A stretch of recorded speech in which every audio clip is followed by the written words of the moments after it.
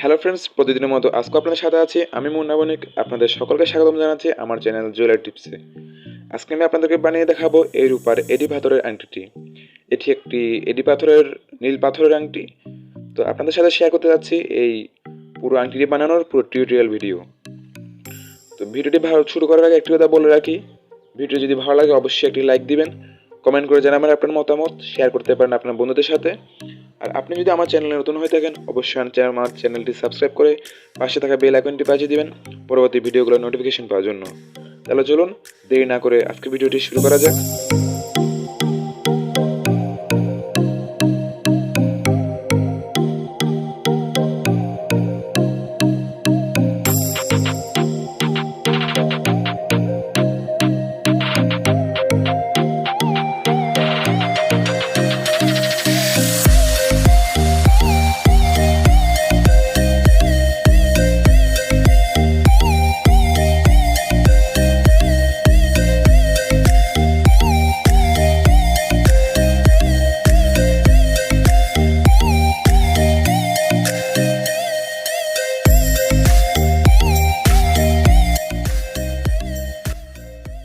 তো ফ্রেন্ড, দেখতে পাচ্ছেন আমি পাথর আর পাটটি নিয়ে নিলাম। পাটটির জন্য পাথরটির জন্য কালেক্ট করে নিলাম সাইজ অনুযায়ী। এবার এটা কেটে আমাকে ঝালাই করে নিতে হবে। দেখতে পাচ্ছেন আমি কীভাবে করছি কাজটি। এরপর একটি প্লাস দিয়ে দুটি মুখ সমান করে দিলাম। সমান করে দেওয়ার ফলে আমার কাজটি করতে সুবিধা হবে। এবার আমি কলেরটি ঝালাই করে দিব একটি পাথরে পাইন দিয়ে। একটু পাইন বসিয়ে দিলাম এখানে।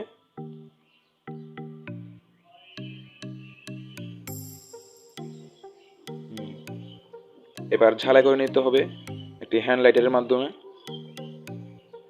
সুন্দরভাবে ঝালাই করতে হবে যাতে করে পাইন ভিতরে ঢুকে না যায়। পাইন ভিতরে ঢুকে গেলে পাথর বসাতে অসুবিধা হবে।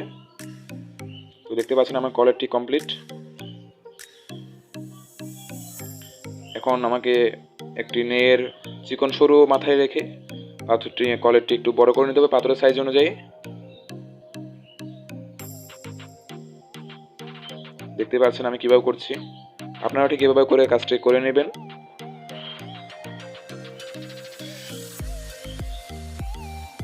আমি প্রয়োজন মতো সাইজ অনুযায়ী কলেরটি বড় করে নেব।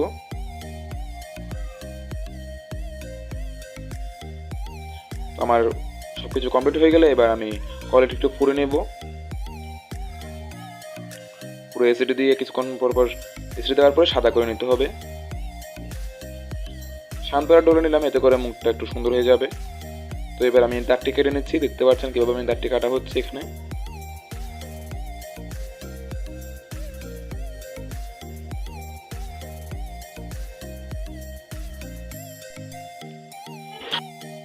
দেখতে পাচ্ছেন আমি কিভাবে দাঁতটি কেটে নিয়েছি।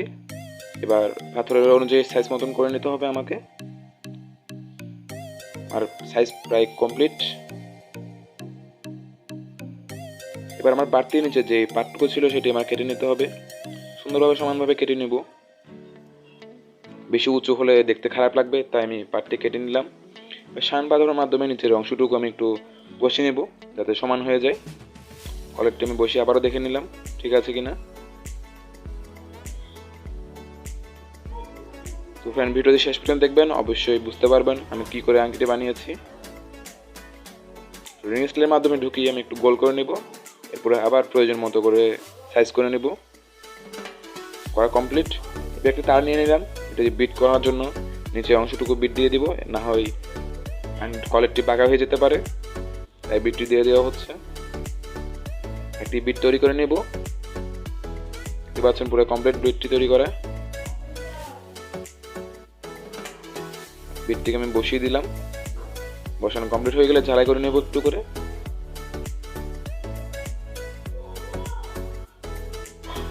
সবচেয়ে করা কমপ্লিট। এবার দেখতে পাচ্ছেন আমি কিভাবে কি করছি, আপনারা কিভাবে করে নেবেন। দেখা যাচ্ছে আমার বিটটি একটু ছোট হয়েছে, অসুবিধা নেই, আমি হাতুড়িতে পিটিয়ে এটি ঠিক করে নিলাম। পাইন দিয়ে ঝালাই করে দিতে হবে। ঝালাই কমপ্লিট হয়ে গেলে একটু শান পাথরে আবার ঘষে নেব নিচের অংশটুকু। এবার একটি ডাট কেটে নেব, এটি আংটি ডাট বানাতে প্রয়োজন হবে।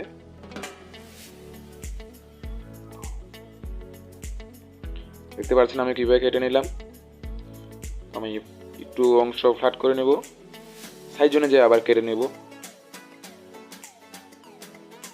আপনারা ঠিক এভাবে করে কাজটি পুরো সমাপন করবেন, এতে করে আপনাদের কাজ করতে সুন্দর লাগবে এবং জিনিসটি সুন্দর হবে।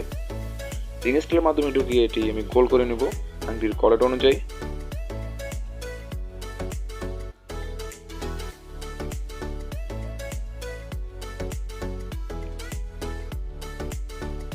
আমার রেডি। এবার আমি এটি ঝালাই করে দিতে হবে, টুকরো পাইন দিয়ে ঝালাই করে নেব আংটিটি।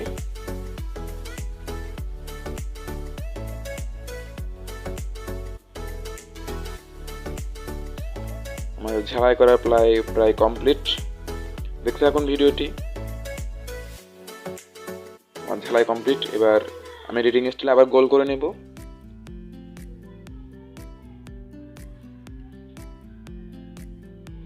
এবার রেড দিয়ে আমি এটি ঘষে নেব। তো বলে রাখি ফ্রেন্ডস, ভিডিওটি অবশ্যই লাইক করবেন, শেয়ার করবেন আপনার বন্ধুদের সাথে এবং কমেন্ট করে আপনার মতামত জানিয়ে দিবেন। চ্যানেলটি অবশ্যই সাবস্ক্রাইব করে পাশে থাকা বেল আইকনটি বাজিয়ে দিবেন পরবর্তী ভিডিওগুলো নোটিফিকেশন পাওয়ার জন্য। আমি কেচি দিয়ে একটু হাতের ধারগুলো তুলে নিচ্ছি। পুরো এবার এসিড দিব। কিছুক্ষণ পর এসিড দেওয়ার পর আমি আংটি সাদা করে নেব। এটা হচ্ছে সালফারিক অ্যাসিড। পালিশের দোকানে চলে আসলাম আংটিটি পালিশ করার জন্য, যেহেতু আমার আংটিটি কমপ্লিট হয়ে গেছে। পালিশ করে নেব, এতে করে আংটিটি দেখতে খুব সুন্দর লাগবে। পালিশের যে গ্লিসটি আছে সেটি খুব সুন্দর, যেটি হাতের মাধ্যমে করলে পাওয়া যায় না, এজন্য মেশিনের মাধ্যমে পালিশ করে নিতে হয়।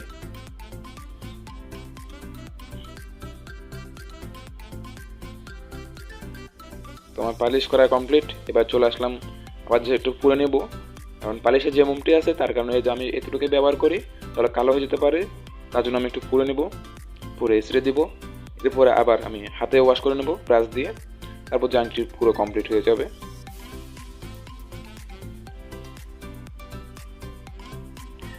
দেখছেন আমি এটি ওয়াশ করে নিচ্ছি ব্রাশ দিয়ে। এরপরে আমার রেডি হয়ে যাবে আমার আংটিটি। দেখা হচ্ছে ওয়াশের পর। এটি হচ্ছে আমাদের সেই পাথরের আংটিটি। বানানো খুব সহজ, আপনিও বানিয়ে নিতে পারেন এভাবে একটা আংটি।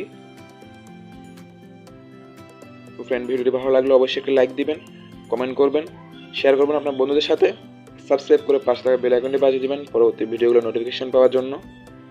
তো পরবর্তী ভিডিও দেখা পর্যন্ত অবশ্যই ভালো থাকুন, সুস্থ থাকুন। ধন্যবাদ।